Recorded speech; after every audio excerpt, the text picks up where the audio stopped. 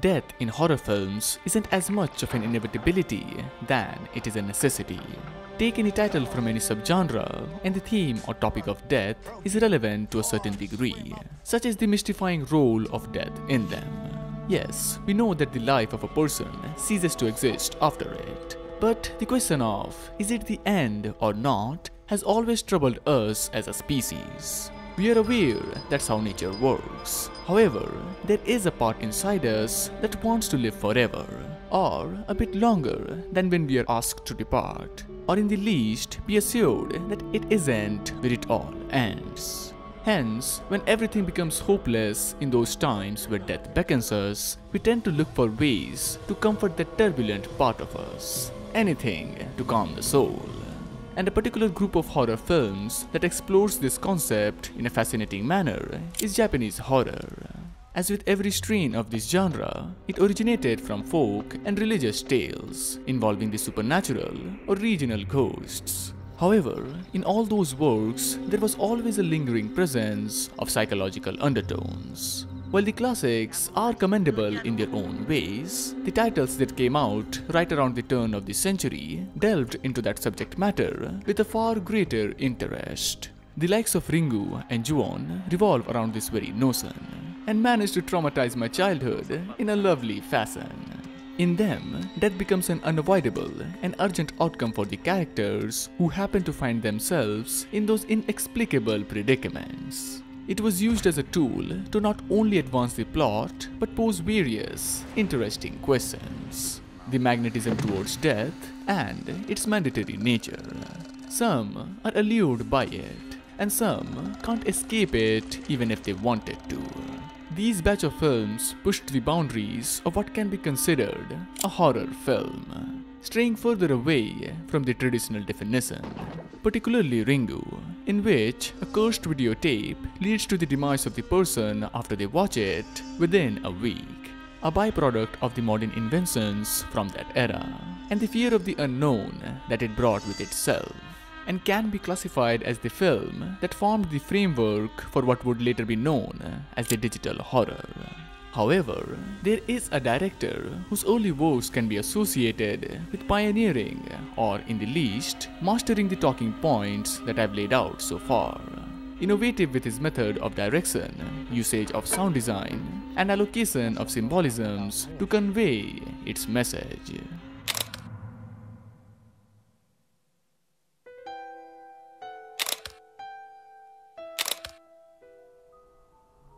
Kiyoshi Kurosawa is a Japanese director who has been active in the film industry for around 4 decades. But apart from brief mentions of certain titles from his filmography, he remains underlooked and undervalued.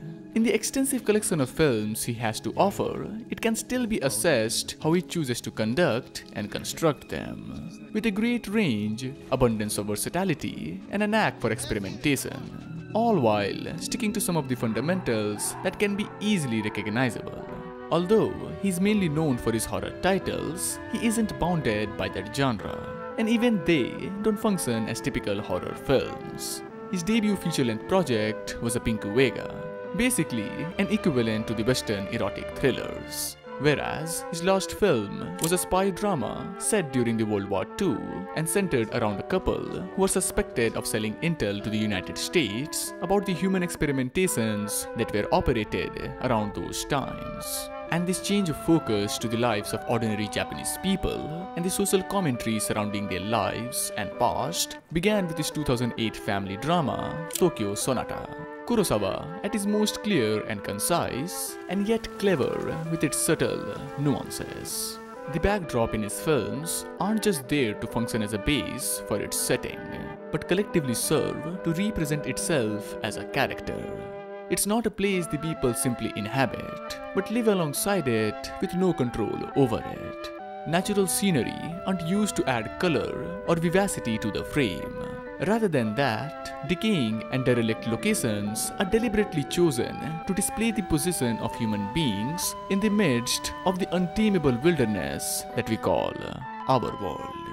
With a career so long, his catalogue, though being vastly diverse, does suffer from various flaws. However, his stint from the late 90s to early 2000s was quite special, where he released a couple of films that were unified by their meditative and philosophical examination of a singular theme: the end.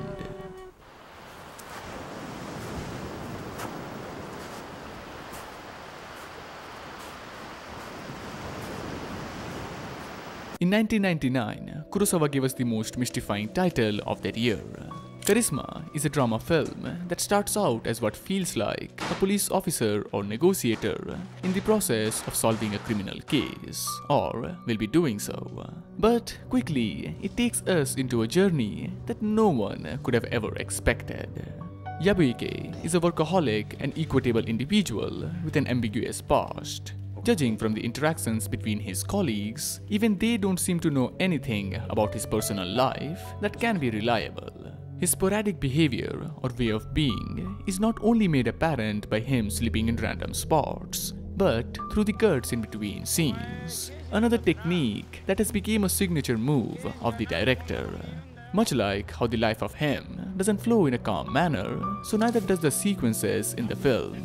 Abrupt changes of the audio adds a layer of eeriness that suits our focal character and his transformative journey. It begins with him being dropped off nearby a peculiar forest that seems also normal in the beginning. However, takes a swift turn and reveals its true identity by the time the sun sets down. A land on the decline that is not only caused by its flora, but its dwellers too. The eponymic tree, Charisma, is the subject of dispute between various occupants whom he meets along the way. Some want to sell it for profit, some want to poison it for the betterment of the ecosystem, and some want to protect it at all cost. It might just be an average tree, but what's more important is how it is perceived. Originally planted by a doctor from the nearby sanatorium, and after his death, the responsibility of its survival was taken control by Kiriyama, one of his former patients. A person's ideals are kept alive by a foreign specimen, a sapling from a faraway place, prospering at the detriment of others. Kiriyama is the conduit, and Charisma represents the long-deceased doctor who is still thriving at the cost of his subject's life. And Yabuike finds himself in the dead center of this conflict and is chosen to decide the future of that forest and maybe the entire world.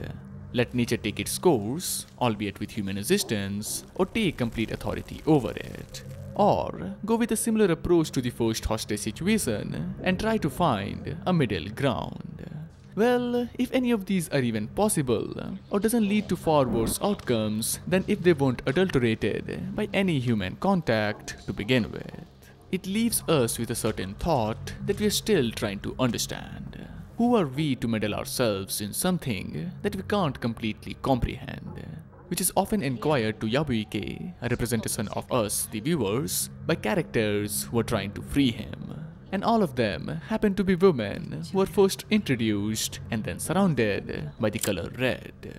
The red car, the red hair, the red blanket, and the red jacket. And if we broaden the requirements, there can be multiple instances of objects resembling that tone. Whereas the male characters regard Yabuike as the one who rids them of this troublesome quandary by influencing the existence of the so-called special tree, which, just like any other plant from that piece of land, is simply trying to survive. Some will live and some will die. Some will be destroyed and some will be saved. However, what is for certain is that all of them will most probably outlive the ones who are trying to shorten or lengthen the period of time it exists for. Our limited impact holds little to no less power over it.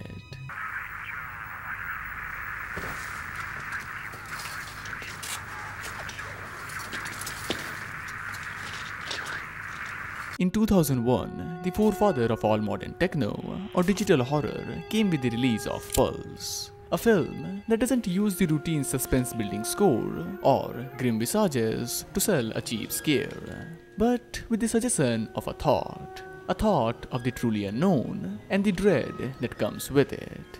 The story is focused around a world that is being invaded with what appears to be phantom-like figures with undetermined origins and intentions. as if it was a plague that erupted out of nowhere.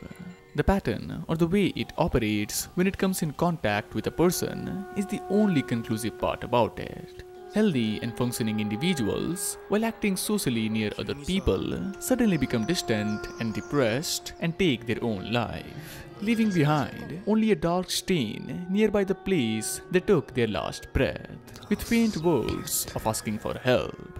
There are two potential reasonings behind this anomaly that the film explores. Either they are spirits of dead people who have permeated to our lane of existence and are trying to bring us down to their state of living that is saturated of eternal hollowness. Or they are just disturbing images of people in dimly lit rooms exhibiting bizarre behavior after being hit with the burden of endless isolated reality that has become the normality. No matter which way the argument inclines, all of them leads to the path of loneliness and the haunting notion of being forgotten after death.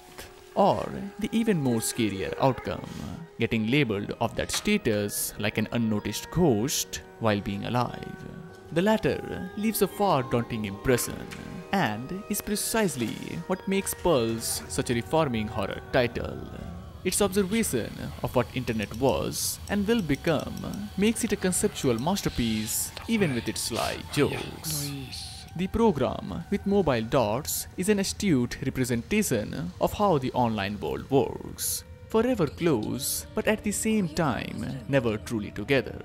Meet anyone you desire and get to know them, but any form of connection beyond that is unreachable.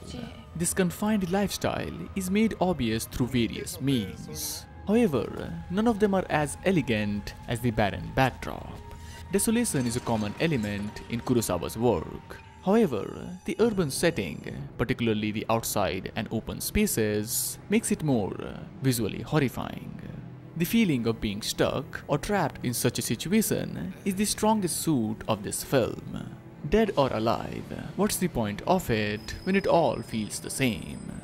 Ignore it and get hit with it out of nowhere, or try to understand it and become depressed. Stay hopeful and want to live forever, or turn into a nihilist and want death right away.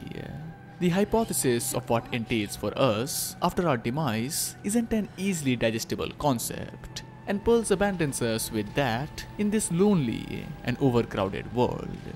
In the previous title, the end of the planet is shown in a smaller scale, and hints us what could have happened. But in here, we are given the full and detailed visualization of what happens to the mind that is infected with the thought that death is the answer. A film with the most iconic anti-jump scare scene, with exceptional employment of sound design, visual symbolisms that encompasses almost every frame, and a conclusion full of death and destruction that still leaves with a glimmer of hope to strive for survival.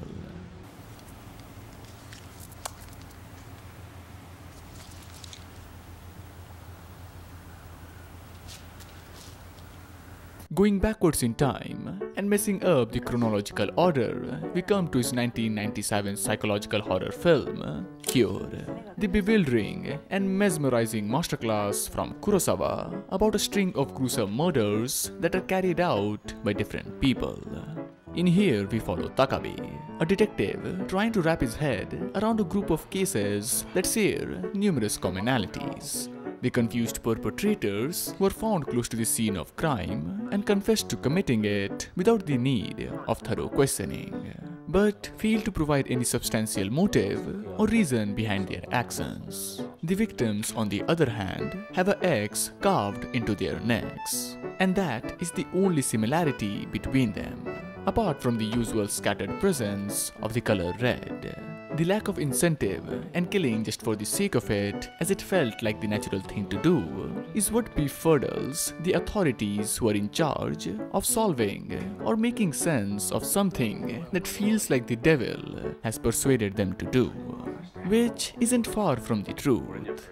Mamiya, the convicted orchestrator behind all those deaths, presents himself as someone with extreme short-term memory loss, and doesn't behave as a person, but more as an evil entity, who uses naturally occurring elements to hypnotize welcoming and friendly people with underlying desires to kill a person. It can be by exposing them to the flame of a lighter or the motion of water, accompanied with subdued, rumbling and repetitive sounds or noises, which is noticeable in almost every scene and overpowers the already subtle score that is adequately applied.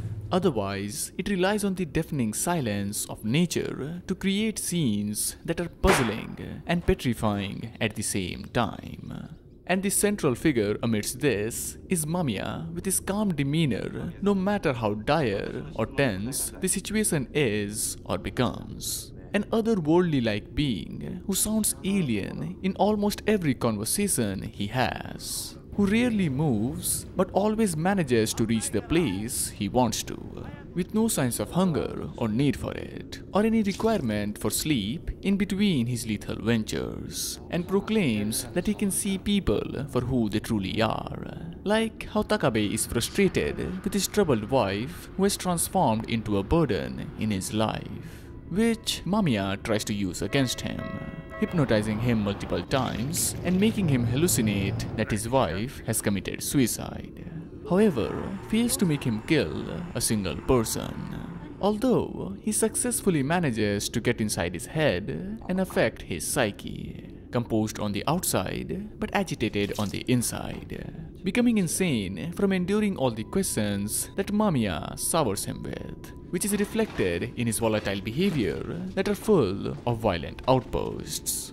Now, the theme of the end in here is more vague than the previous examples. By the time we reach the closing minutes of the film, Mamiya becomes an unstoppable force of nature, clearing every single obstacle near his vicinity and gets rid of whomever he wants. Even though he is killed in the end, mere moments before it, he completes the process of hypnosis on Takabe, who has been said of all the worries in the world with the demise of a notorious killer and his disturbed wife, and gets to enjoy a lovely meal in a restaurant, which finishes with a woman who, by the looks of it, is on the way to stab someone with a knife. And this to me signifies the beginning of an end that has no stopping.